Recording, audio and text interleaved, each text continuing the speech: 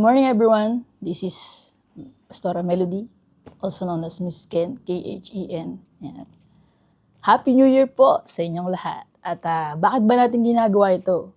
Bakit ba tayo mayroong online devotion almost every day? No? Hindi po tayo gumagawa ng mga haka-haka lang. Ito po ay utos ng Panginoon. Sa Joshua 1:8, sabi po niya, "Huwag mong kaliligtaang basahin ang aklat ng kautusan. Pagbulay-bulayan mo yon araw at gabi upang matupad mo ang lahat ng nakasa doon. Sa ganon, magiging masagana at matagumpay ang iyong pamumuhay." Yan po yung ating hangarin na po na ang bawat isa ay magkaroon ng masaganang pamumuhay. Although we have different churches, outreaches, na po, hindi po tayo gumagawa ng isang gawain na hindi kalooban ng Lord. Amen? Dahil ito po ay sa Kanya. Amen? Siya lamang po ang napaparangalan sa gawain na ito. Amen po? Kaya ito nga po, Joshua 1:8, araw at gabi, no? Yan po yung utos, pero yung ating devotion is umaga lang o araw. Kaya yung gabi po, kayo na po ang magpupunan nun. Amen po? Kaya po meron tayong mga leaders, pastors, na nagre-remind sa inyo na continue nyo po yung inyong pagbabasa. Amen? Hindi po ito isang negosyo. No? Kung ito po isang business, baka mayaman na ako. Ay, hindi. Ito po ay, amen. Ito po ay gawain ng Lord. Ito po ay, dahil tayo po ay anak tayo, kailangan po nating makasunod. And we need to feed, no, yung ating mga kapatid sa Panginoon. Yung mga mananampalataya, nananalig sa Diyos. Amen. So, yun po ang ating ginagawa. No? Nagpapakain. Sabi nga, love that restores. Nagpapakain ng kaluluwa. Amen? Kasi po, lahat tayo nangangailangan nito. Ito po ang food ng ating soul. Ito po ang pagkain ng ating kaluluwa. Ginawa po ito ng Lord. Kinreate niya ang kanyang salita. Binigay niya ito sa atin para ating kainin. Amen? Hindi literal, ha? Kinakain ng ating kaluluwa. Sabihin, kinukonsumo ng ating soul. So yan po yan. Huwag mong kaliligtaan basahin. Naklat na yun. Bakit? Pagbalay-balayan mo yan araw at gabi upang matupad mo ang lahat na nakasad doon. Sa ganon, no? Kailangan ka muna makasunod, kailangan mo matupad. Sa ganon, magiging masagana at matagumpay ang iyong pamumuhay. Ngayon pong bagong taon, di ba? Wala naman po sigurong naghangad na hindi sumagana ang buhay. Pero bago po yun, unahin po natin ang salita ng Lord. Yun dito po lahat ng makasagana ng ating buhay. Amen? Tanging sa Diyos nyo lang po matatagpuan. Tanging kay God lang po. Dahil siya po ang ating manlilikha, which leads to our topic really for today, Creator in the Trinity, God the Father. So, Creator in the Trinity, God the Father, ang manlilikha ng lahat. Bago po tayo magsimula, hayaan niyo pong manalangin muna ako. Ama namin mapagarihan sa lahat, maraming salamat po sa araw na ito, Panginoon. Ikaw lang po ang maparangalan, mapurihan, O God. Salamat po sa isang taon na paggabay, God, sa bawat isa sa amin, O God. Salamat, Lord, sa panibagong taon na pinagkaloob mo sa bawat isa sa amin. Ngayon, 2026, Panginoon, ay naangkin po namin ng iyong paggabay, pagsama, pagpapala, pag-iingat, Panginoon, sa aming buhay. Salamat, Panginoon, continuously sa iyong grasya at habag, Panginoon, sa iyong pag-ibig na pinagkaloob sa bawat isa sa amin, O God, sa pamagitan ng iyong anak na si Jesus. Ikaw lamang po ang patuloy na mag-ingat, Panginoon, sa iyong mga lingkod, sa iyong mga anak, Panginoon, sa isang buong taon na ito, Lord God. Salamat, Lord God, ikaw ang manlilikha ng lahat ng bagay na siya sa amin ay lumalang. Sa iyo po ang pinakamataas na papuri, pasalamat sa makapangyarihang pangalan ni Kristo Jesus. Amen. Amen. So, ang manlilikha ng lahat, Creator, Genesis 1:1, sabi po doon,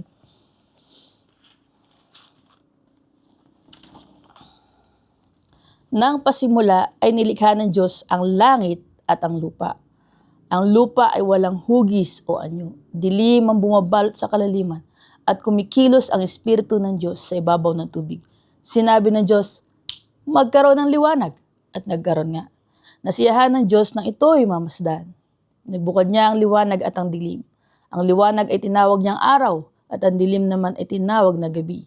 Lumipas ang gabi at sumapit ang umaga. Iyon ang unang araw. Ayan. Alam po natin na 7 araw po, 7 days, no? 6 days pala, kinreate ni God ang mundo. And at sa pang-pitong araw siya ay nagpahinga. So sa pasimula pa lang, God is our creator, no? Bago pa, actually na-i-vlog ko na to pero ulitin ko lang ulit. Bago pa mauso yung pagiging creator, no? Mga tao sa internet, no? Si God na ang ultimate creator. Bago ka pa maging vlogger or content creator, no? Si God talaga yung ultimate creator ng lahat ng bagay. Amen. God is the ultimate creator of all things. Amen. Maging living or non-living things, siya ang lumalang. Sabi po sa isa po sa verse natin, Acts 17:24-25, ang Diyos na lumikha ng sanlibutan at lahat ng naroroon ay Panginoon ng langit at lupa. At ang Diyos na siyang lumikha ay Panginoon, ibig sabihin, sinusunod, no, Lord. Kumbaga, siya ang batas, no? He is the law. Kung ano yung sabihin niya, dapat sinusunod yun. Amen. Lahat ng bagay may simula at ang simula ay nasa Diyos Ama. God the Father is the beginning of all things. Amen. Sa Trinity, siya ang source, di ba? Napakinggan natin sa message ni Pastor Jubail. Ang manlilikha ng lahat ng bagay ay ang Diyos Ama. Amen. Siya ang nagpadala, di ba? Sabi sa... So, ang tanong po, paano natin nakikita ang Ama? Tanong, paano natin nakikita ang Ama bilang creator sa ating buhay ngayon? Paano mo nakikita ang God the Father bilang isang creator o manlilikha sa buhay mo ngayon, kapatid? Sino ba ang lumikha ng mga opportunities sa buhay mo? Ang Diyos. Ano ang trabaho mo ngayon? Kahit na maliit na bagay lang yan, kahit pa sabihin mo magsasaka, hindi mo kailangan sabihin lang dahil hindi kami makakain kung wala ka dyan. God is the creator. Ano man yung meron ka ngayon. Nagkaanak ka, God is the creator of that. And you take God, you dedicate that kid, that child to Him. Amen? Nagkaasawa ka, nagkatrabaho ka, nagka-business ka. God is the creator of all things. God is the creator of life. Kung bakit tayo humihinga. Amen? He is the giver of life. He is the creator. He creates everything. Amen? Wala pang matalinong scientist ang nakagawa ng isang bagay sa wala. Ang lahat ay may pinagmulan. Raw materials kung tawagin namin mga scientists. Amen? O kahit sa negosyo, bago ka gumawa ng mga pizza, may raw materials ka. Diba? You cannot create anything out of nothing, but God did. Because He is the source of everything. God the Father did. Amen?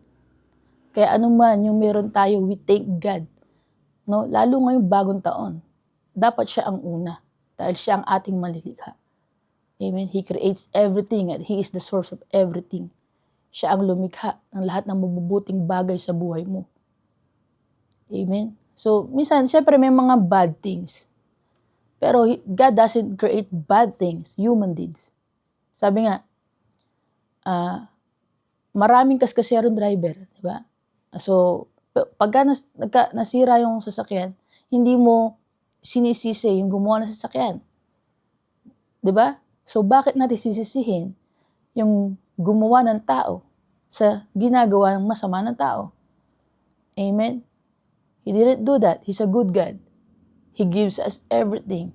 God the Father provides us everything, even the sun, the day and night. He gives us everything we ever need. In science, magkamali lang ng isang beses ang ikot ng mundo, lahat tayo patay. But God is accurate. He created the earth to revolve accurately every single day na nabubuhay tayo. Our oxygen is free. God created that. God the Father created that. Amen. That's why kapag nanalangin tayo, di ba? Ang utos sa atin ni Jesus, no? Hihingi tayo kanino? Kay God the Father. Because He's the one who created everything. As a person in Trinity, God the Father is the one who created everything. He's the one who gives. Amen. Ng ating lahat ng pangailangan through His Word, sa pamamagitan ng Kanyang salita, magkaroon ng liwanag at nagkaroon nga. That's why yung buhay natin na dating may dilim, nagkaroon ng liwanag nung nakilala natin si Kristo. Amen? Hindi man tayo perfect, God doesn't see that as a perfect. He wants to be the Father sa buhay natin. He wants to be that parent to His child, a provider. Amen? That's why we just have to abide in Him. Amen? Ano man yung ating pagkukulang, ang ating Diyos Ama ay laging available sa bawat isa sa atin. He will forever be there for you, kapatid. Amen? Alam ko lahat tayo, ako man, there are times that I fear. But when you call to Him, Father, I don't know what to do. I'm afraid. If you call to Him, He will tell you, do not be afraid. I'm not gonna leave you. I'm not gonna forsake you. Even up to your old age, kahit matanda ka pa, o may sakit ka, may karamdaman ka, God will always be there for you when you call. Because He is God the Father. He is the Father. He is the Creator of all things, ang manlilikha ng lahat. Kung kaya niyang gawin yun, nasa Kanya din ang manual kung papaano yun ayusin. Amen? Kailangan mo lang lumapit. Amen? Amen? Di ba kahit na lumapit tayo sa mga doktor, di nila kaya. Kasi they can only help us na mapahaba ang buhay, pero hindi nila kayang bigyan tayo talagang buhay. But God promises life. In John 3:16, di ba? Ang sino man sumampalataya magkakaroon ng buhay na walang hanggan. It is God the Father who promised that. Whoever believes in the Son, amen, Jesus Christ, believe in the Lord Jesus Christ and you will be saved. You and your house. Balik tayo doon sa, kalimutan ko. Balik tayo doon sa, sinabi ni Jesus na, pag nag-pray tayo, di ba? We ask the Father. Alam natin lahat yon. Yan, Matthew 6. Ngunit kapag Mateo 6:9. Ayan. Ganito kayo mananalangin. Ayan. Di ba? Ngayong bagong taon, gusto nating humiling sa Diyos di ba? Gusto nating magkaroon ng bagong sasakyan. Gusto natin ng ganito, ng ganyan. Di ba? Na ngayong bagong taon, magkakaroon ako ng ganito, ng ganyan. Di ba? A man plans in his heart, pero ang Diyos po ang nagpapatupad. So sa Kanya tayo hihingi. Sabi doon, no? Sabi ni Jesus, ganito tinuro niya. Ganito kayo mananalangin. Ama naming nasa langit. Amen. Ama naming nasa langit. Nasaan daw ang Ama? Nasa langit. Amen. Sambahin nawa ang iyong pangalan. Amen. Hindi po larawan. Malinaw po. Sambahin nawa ang iyong pangalan. Amen. Dumating nawa ang iyong kaharian. Masunod nawa ang iyong kalooban dito sa lupa tulad ng sa langit. So, paano natin masusunod yung kalooban kung hindi tayo tatawag sa Kanyang pangalan? That's why sa Kanya tayo tatawag. Ama, Ama ko, di ba tinuro sa atin ni Pastor Jubil? Pero na tayong tumawag sa Kanya ng Ama, Ama ko. Amen? Kaya pag humiling tayo, Father God, I want this. Father God, I need this. No, hindi man niya ibigay lahat ng gusto natin, but bilang anak, marunong tayong tumawag sa Kanya ng Ama, Ama ko. Amen. Ina-acknowledge natin na siya ang ating manlilikha. Amen. So, point 1, main point, the Father creates by His Word. Genesis 1:3, sinabi ng Diyos, magkaroon ng liwanag at nagkaroon nga. Amen. So, nakita natin kung paano lumikha ang Diyos Ama sa pamagitan ng Kanyang Word, no? Salita. Siya ang nagbigay ng existence sa lahat. Amen? Kaya nga, ang salita ng Diyos Ama ay makapangyarihan. Kaya dapat tayong magtiwala sa Kanyang salita. No? Ito yun. This is the Bible, His Word. Amen? Ang salita ng Diyos ay makapangyarihan. Kaya dapat tayong magtiwala sa Kanyang salita. Amen? Ngayong taon, kapatid, maniwala ka sa Kanyang salita. Hindi ka bibiguin ito. Diba? Sabi nga ni Pastor Jubil, maraming pangako ang nabigo, pero ang salita ng Diyos, hindi ka bibiguin kailanman. Amen? So, point 2, the Father creates with purpose. Isaiah 45:18. Hindi siya lumikha ng mundo para maging walang kabuluhan. kundi para tirhan. Amen. Creation is not random. May layunin ang lahat. Nakita natin ang Lord kapag lumikha ng isang bagay, mayroong dahilan. No? Kaya ikaw kapatid, minsan feeling mo parang wala naman akong halaga, walang nagmamahal sa akin, walang ganyan tayo, di ba? But God doesn't create randomly. Amen? Hindi siya lumilikha ng kahit na sino o kahit ano, nang walang purpose o walang layunin. Amen? Meron kang halaga sa Panginoon. Ito po meron na po ba kayong nakita na cooking competition na yung magluluto o lilikha ng isang dish ay hindi niya sasarapan. Gagawa siya ng isang bagay na hindi masarap. Meron na po ba kayong nakita na ganong competition? Na yung isang competitor ay gagawin ko ang lahat para hindi to sumarap. Hindi ba gagawin niya ang lahat? Ng totohanan niyan, gagawin niya ang lahat para makali ka ng isang dish na napakasarap. Na isang winning dish na sobrang sarap. Na pag tinikman ay talaga naman. Napakasarap, napaka-different, napaka-the best. Diba? Pinaka-the best kapag lumikha. Kasi nga, God is the creator natin. Siya ang creator natin. At alam natin that we are made in His likeness. No? Nilikha tayo ng kawangis niya. Amen. That's why we do things better. We do things best kapag tayo ay lumalaban sa competition. Lagi competitive tayo kasi gusto natin the best. Hindi tayo ewan ko kung sino kung may gumagawa ng palpak na hindi niya binibigay yung best niya, baka hindi niya alam kung gaano kabuti ang Diyos sa buhay niya. Pero that's why we do the best, di ba? Kung ikaw ay manggagawa, you do your best. Hindi dahil gusto mo lang pag-yumaman yung boss mo, kundi dahil you do it for the Lord. You give your best. Amen? Because God is your creator. Amen? Siya ang iyong manlilikha. Hindi ka gagawa ng isang bagay na pangit kapag nasa competition ka. Dahil gusto mong manalo. Tama? The point is, you do your best, you give your best. At ganun din ang Diyos, kapatid. Kapag siya ay lumikha ng isang bagay, He do His best. Ginagawa niya yun the best. Amen? Kaya, nung nilikha ka ng Lord, kapatid, the best ka. Amen? Amen po ba doon? Amen po? Say amen po kung naiintindihan nyo. Minsan, feeling natin wala tayong halaga dahil di tayo pinahalaga ng tao. Pero sa Lord, the best ka. Amen? Tuwang-tuwa nga siya nung nalikha ka Nalungkot lang siya nung nagkasala yung tao. Nalungkot siya at nalalang pa niya ito na nagkasala ang tao. Ngunit, sa kanya, nung ginagawa ka niya, nung kaya create ka niya, ginawa niya yung the best. Amen? Alam ko may mga question kayo, bakit ganito, bakit may ganyan. Ang Diyos po ang may alam ng lahat ng bagay. Sa Kanya po dati ito itanong, sa Kanya po tayo umasa, dahil Siya po ang ating creator. Amen.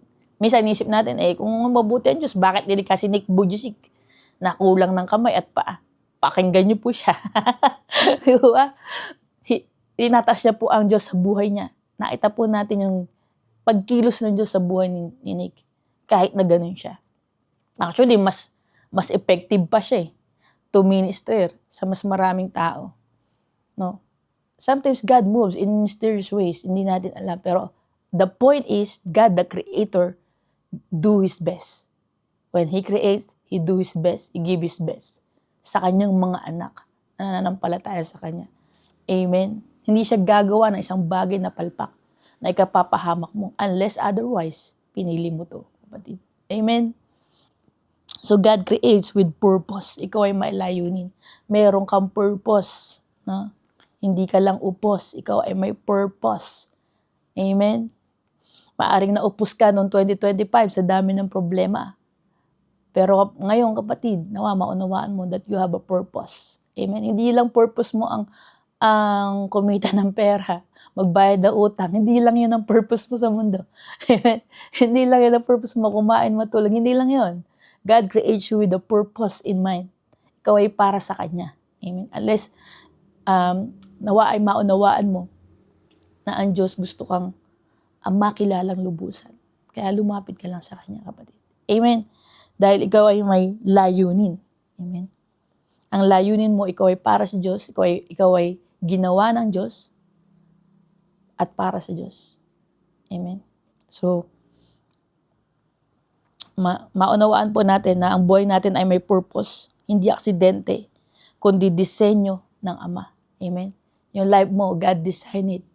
Kung nasa lugmok ka man ngayon, ibabangon ka ng Lord dyan para paghanda ka ng sumunod. Amen. Kasi minsan, isip mo, bakit ganito? Hindi naman ako ganitong kasamang tao. Ang lahat po ay nagkasala. Everyone falls short. We have to acknowledge that, na hindi tayo mabuti. Lahat tayo ay nag-fall short or nagkasala. Lahat tayo. Walang matuwid. Wala kahit isa. Amen. That's why we need to abide. We need to follow. Yun ang gusto ng Lord. To follow Him. Amen. Masunod natin yung Kanyang layunin sa ating buhay. At yun na yung mapapurihan ng Diyos sa ating buhay. Amen.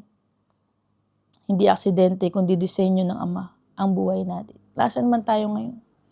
Mareklamo lang kasi tayo. Hindi natin makita yung kabutihan ng Lord sa buhay natin. Pero yung sun, yung araw, siya nagbigay niyan. Lahat ng bagay, lupa, kaya meron ka natutuntungan, siya nagbigay niyan. Tubig, no? Kaya buhay ka pa ngayon. Hindi ka na mabubuhay na walang tubig. No? Nakakainom ka pa rin. Buhay ka pa rin ngayon. Amen? Wala ka lang iPhone 17 Pro Max. Ako lang meron. Lord, no? Ang Lord ay mapagbigay sa mga pangailangan natin. Yung mga nag-pray ng asawa, nagkaasawa, di ba? Yung nag-pray ng magkaroon ng sasakyan, nagkasasakyan, di ba? Tricycle or 4 wheels. Basta kalooban ng Lord sa buhay mo mangyayari. Amen. Sumunod ka lang, kapatid. Amen. Kasi, point 3, so, the Father sustains His creation.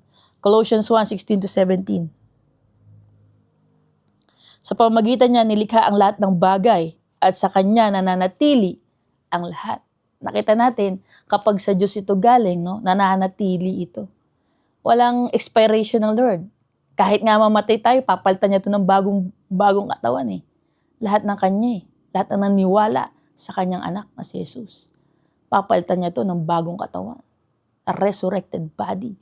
That resurrection of Jesus Christ gives all of us hope that we will have and we will experience that eternal glory na nilaan ng Lord para sa Kanyang mga anak.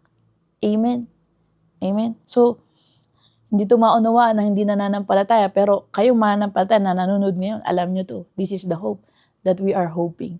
Na ang Diyos kapag gumawa, nananatili ito. Hindi ito nawawalang kabuluhan. Nananatili. Ibig sabihin, continuous, eternal. Walang hanggan, hindi natatapos. No? At yung continuation ng kanyang pangako or hope, no? Kapag siya ay lumikha, ay mas maganda, paganda ng paganda ng paganda. Kaya ang buhay natin bilang Kristiyano ay paganda ng paganda ng paganda. Amen? Paangat ng paangat ng paangat. Hindi ka nananatiling lugmo. Umaangat ka. Kasi ang Diyos ang iyong Ama. Siya ang lumilikha ng bagong opportunity sa buhay mo. Amen? Bagong bagay sa buhay mo. He created, see, I'm doing new things, sabi ni God, di ba? He's gonna do something new sa buhay mo. Ngayon, 2026, no, ang binaba ng bishop natin, sabi niya, divine breakthrough. So bagong breakthrough.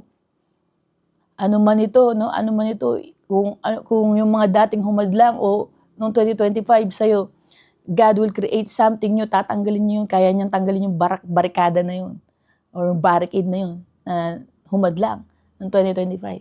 Because this year is divine breakthrough. Amen. Ako, natanggap ko yun. Amen. Kako, amen. God is doing something new, divine breakthrough. No? Na talaga naman, dahil siya ang lumikha, siya ang magtataguyod, siya ang magpapanatili, no? Nung kanyang pangako sa buhay mo. Amen? So, sa pamagitan niya, nilikha ang lahat ng bagay at sa kanya nananatili. Ang lahat, talaga naman, nananatili ang lahat. No? Ang araw, nananatili. Hindi natin yan binabayaran. Amen? Ang oxygen, nananatili. Yung mga puno, di ba? Kahit na tayo man na nagtanim, pero ang buto ay galing pa rin sa Lord. Siya ang lumikha. No? Hindi natin binabantayan 24/7 yung mga puno na yan para magbigay ng oxygen sa atin. Amen? So, siya ang nagpapanatili ng kanyang nilikha. Hindi lang siya lumikha, siya rin ang nagtataguyod. Pagka sinabing nagtataguyod, di ba, bilang ama, haligi ng tahanan. Siya ang nagtataguyod, ibig sabihin, bilang ama, continue yung kanyang probisyon. Dire-diretso yung kanyang probisyon sa kanyang mga anak. Hindi natatapos. Tumutugon sa ating bawat pangailangan. Amen? Siya ang nagbibigay continuously, di ba? Amen? Ng ating pangailangan. Ng ating lakas, ng ating karunungan. Siya ang nagbibigay. Siya pa rin ang nagpapagaling. Amen? Sa bawat isa sa atin. Kaya kahit sa kahirapan, hawak ng Ama ang lahat ng bagay. Kaya meron tayong assurance. Pwede nating panghawakan ang kanyang pangako. Dahil ang Diyos ang nagtataguyod or Father sustains His creation. Application. Kilalanin natin ang Diyos Ama bilang creator ng ating buhay o malilikha. Diba? Remember your creator in the days of your youth. Ikaw ay nilikha dahil sa Kanya at para sa Kanya. You have a purpose. No? Kaya kilalanin mo ang Diyos bilang Ama. Diyos Ama. Ang ating God the Father. No? As your creator o malilikha ng iyong buhay. At kapag kinikilala natin na siya ang ating malilikha, no, He is our creator, siya ang lumalang sa atin, no, lahat yan, yung mata mo, yung ilong mo, yung bibig mo, yan, di ba? Yung mga daliri mo, yan. Ang turo ko nga sa mga bata, kung talagang magulang mo gumawa sa'yo, putulin ko nga yung daliri mo, kung kaya pa nilang ibalik. Di ba? Hindi po kaya kasi nga, only God the Father can do that. At isang beses lang niya itong ginawa. No, kaya pag pinutol mo yan, wala na talaga yan. Hindi na ibabalik ni God yan. Ano naman, ang mahal-mahal ng pagkagawa sa'yo. Di ba? Tapos, sisirain mo lang. Kaya, kung ina-acknowledge natin na ang Diyos Amang ating creator, sabi doon, mabuhay bilang stewards ng kanyang creation. Ikaw ay mabuting katiwala, no, ng kanyang mga ginawa. Ano ba yung mga ginawa ng Lord? Environment. Yung mga ginawa ng Lord sa buhay natin, di ba? Environment, trabaho, or work, relationships, di ba? Yan. Bigay ng Lord yan. Siyang gumawa niyan. Gifts, o ano pa yung mga gifts, talent, siyang gumawa niyan. Anong alam mong gawin? Ang Diyos ang nabigay sa'yo niyan. No? Ng talento na yan. Ng brain na yan. He's the one who created yan. Lahat ng mga meron ka sa katawan mo. Di ba? God gave that to you. Kaya dapat napagtitiwalaan, gamitin sa tama ang pinagkaloob ng Lord o kinreate ng Lord sa ating buhay. Amen? Ikaw ay mabuting katiwala, hindi katiwaldas. This is my body, my rules. Hindi, katiwala ka dyan, kapatid. Ang Lord ang gumawa niyan. Amen? That's why my body, not your rules. Ipasakop natin sa Lord yan. Amen? Hindi mo sisirain yan, hindi mo papatayin yan sa pamamagitan ng panigarilyo o paggawa ng hindi maganda. Alam mo na yun. Magtiwala. No? Kung nagawa ka man, may ka ng tawad, mag-repent ka. Sabihin, pag nag-repent ka sa Lord, in-acknowledge mo siya as your Lord and Savior, tataligod ka na doon. Hindi ka nag-iisa, kapatid. Dumating din ako doon sa punto na yun. Pero, no, ang pag-repent, no, ang Lord, hindi kanya ititiwalag, no? May mga ano man nagtitiwalag. Ang totoong Diyos po, hindi po siya nagtitiwalag. Basta lumapit ka sa Kanya, gusto niya nakakabalik ka. Amen, kapatid? So, pag nag-repent ka, tatalikuran mo na yun. Dati mong gawain. Kung dati ay naninigarilyo ka, o dati ay gadun ka, o ano pa man yun. When you repent, dati nandun ka nakapokus sa kasalanan na yun. You turn and walk with God. No? Kasama mo na ang Lord. Kaya, sa paglakad mo, hindi ka niya iiwan. Kaya mo yan. Kaya mo yan. Hindi yan mahirap, basta't kasama mo ang Diyos. Ang problema lang talaga, pag bumibitiw tayo sa Kanya. Pero hindi yan mahirap, basta't kasama natin siya. Amen? So, magtiwala. na ang Ama ay may layunin at plano sa lahat ng nangyayari. No, maybe inalaw ni Lord yun na ma-fall ka sa maling tao, di ba? Hindi kasi may layunin. Hindi ka matututo eh. Pagka di ka lumagapak, ay, mali pala yun. Hindi pala ako masasatisfy sa ganun.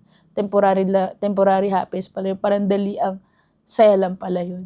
Amen. So, ang Lord, ang gusto niya yung saya, yung talagang joy. Joy unspeakable. Hindi na uubos, hindi nawawala. So, hindi natin malalaman na gano'n siya kabuti kung hindi niya inalaw na mangyayari sa atin yun. Although hindi naman dapat dahil pinili natin yun. Kaya lang, inalaw nga ng Lord kasi matigas ang ulo mo eh. Gusto mo yun eh. Sige, yan, gawin mo. Di ba? Gusto mo eh. Pero nung bumalik ka, di ba? Baga, para si Peter, naniwala siya nung lumakad sa tubig tapos biglang nag-doubt. Kaya lumubog, di ba? Pero nung sabi niya, Lord, iba kinuha agad ni Lord yung kanyang kamay.